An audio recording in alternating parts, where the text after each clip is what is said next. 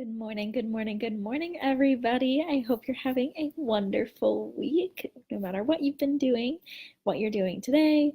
I want to talk to you guys today about how you can simplify cooking, and specifically dinner, because I think that's the meal that most of us stress about and struggle with. So while it feels a little bit odd to be talking about that at 8 o'clock in the morning, maybe some of you live in a different part of the world where it actually is closer to dinner time, or maybe some of you are like me and you wake up and start thinking about dinner already. But the number one thing that has helped me stress significantly less about dinner is meal planning. So I typically meal plan for at least a week at a time. I'm working to actually meal plan for about a month at a time because then I have even more of it planned and it takes less time on a regular basis.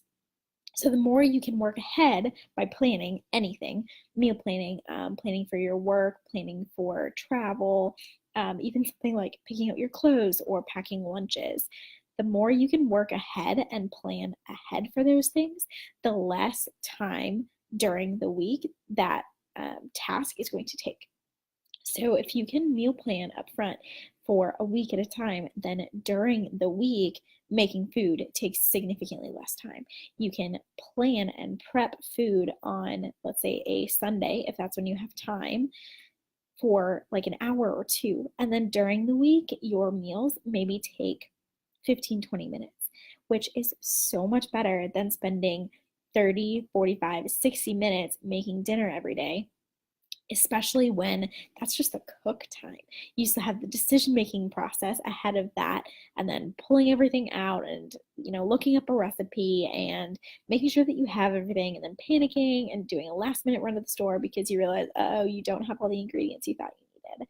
So when you meal plan and prep ahead of time, you save that stress. You save that 4 o'clock panic, like, oh my gosh, what am I going to make for dinner? Opening the pantry, opening the fridge, feeling like you have nothing in the house.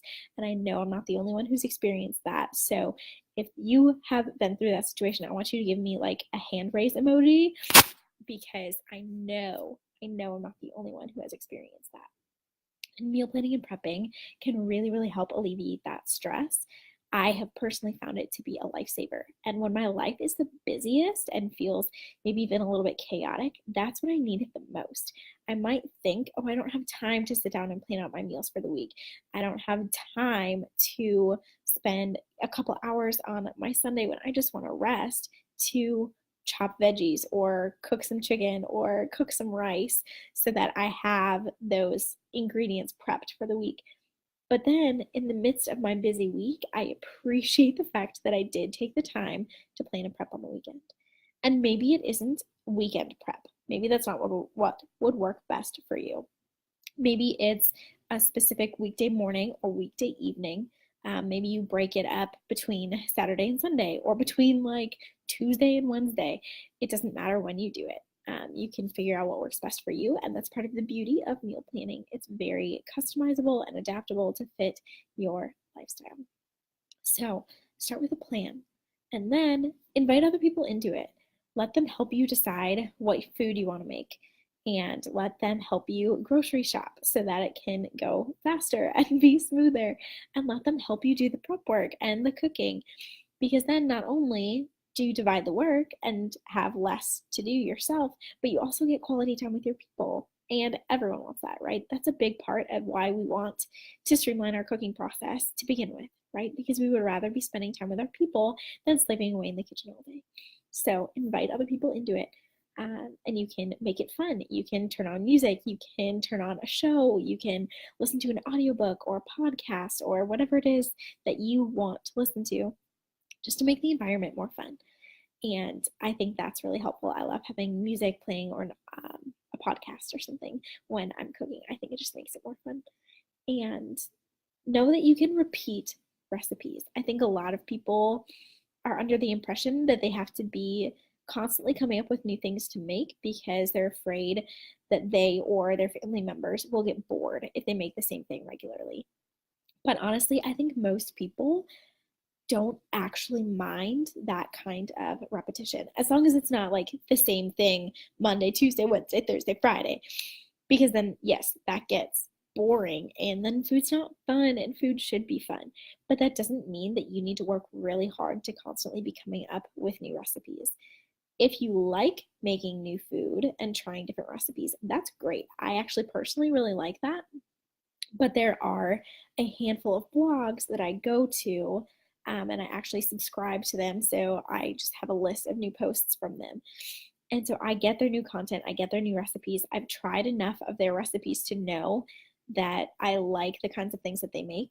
And I can usually tell by looking at the recipe if it's something that I'm going to like or not. But if trying new things just sounds overwhelming, if you feel really stretched for time, if you don't feel like you're a particularly good cook and those kind of things challenge you in a negative way instead of like pushing you just a little bit out of your comfort zone, if they stress you out, don't worry about it. It doesn't have to be fancy, it doesn't have to be complicated, and you don't have to make new things all the time.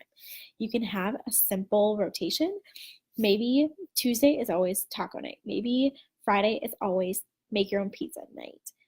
Maybe you have enough meals for 2 weeks or 4 weeks, and then you just rotate through those weeks. So you would have like an A week and a B week, or A, B, C, and D, and then you would just rotate through them again. Or you could have like enough meals for a month. I'm just speaking like hypothetically, although you could do it this way. On like strips of paper or like popsicle sticks or something in like a cup, and you could just like draw them and meal plan from there. Just have like a decent size, whatever that means for you. If it's enough meals for 2 weeks, if it's enough meals for a month, if it's a whole host of recipes that you think sound really good, just having a solid base to pull from so that you have recipes that will work for you and your family. And what's beautiful about this is it works with every kind of diet and food preferences and restrictions, because you can meal prep any kind of meal. You can make sauces ahead of time. You can make batter and dough ahead of time. You can cook grains and proteins ahead of time. You can wash and chop veggies ahead of time. And you can plan recipes regardless of what kind of recipes they are. So the key is just to figure out, how many meals you need to be making, what things you can be doing ahead of time, and how you want to space it out so that it fits within your schedule. And so the key with picking those recipes is to find things that either don't take a whole lot of time just in general, that are really easy to whip up quickly, or things that have components that you can work on ahead of time. And most things do. A lot of the time you can just batch cook, like make a large quantity of something and then space out how you eat it throughout the week. And if you make too much to eat within about a week when it might go bad, then you can just freeze whatever's left. So there are so many ways that you can make it work, and it really does make cooking less stressful if you have a plan, if you can prep ahead of time, if you can make large batches, if you can involve other people. Those things really do help. I promise they help. And then having a decent, a really solid foundation of recipes. So what I want to let you guys in on is a free meal planning toolkit. It's a series of printable worksheets for monthly meal plans, for grocery lists, for a kitchen inventory so that you can know what you have before you go to the grocery store, and a price tracker so that you can compare prices between stores so that you know that you're getting a good deal and you don't have to stress about your grocery budget either, because that's also really helpful, and that's a huge stressor for a lot of people, the amount of money that they spend on groceries. So I know it's going to help you. It has been really helpful for me, and I've heard some really great feedback from other people who are loving it. So I wanted to share that with you guys too. I have put the link in the video description, so make sure that you get that. If you have any other comments or questions, as always, put them in the comment box. I love following up with all of you. And if there's anything else that you would like me to talk about, let me know. I love your input, and I will see what I can do. But that is it for today. I hope you guys have a wonderful week, and I will be back to talk to you again soon. Okay, bye.